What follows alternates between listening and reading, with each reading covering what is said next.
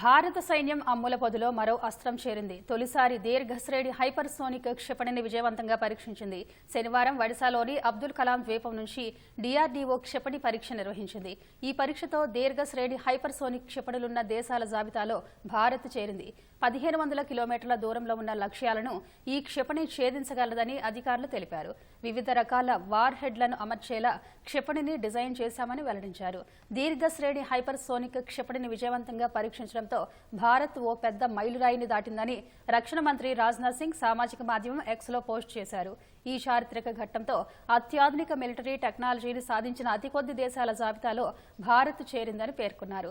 క్షిపణిని తయారీలో భాగస్వాములైన డీఆర్డీఓ శాస్త్రవేత్తలను రాజ్నాథ్ సింగ్ అభినందించారు. హైదరాబాద్లోని doctor APJ Abdul Kalam missile కాంప్లెక్స్లో క్షిపణిని రూపొందించగా దేశంలోని ఇతర డీఆర్డీఓ ల్యాబులు, పరిశ్రమలు సహకరించాయి.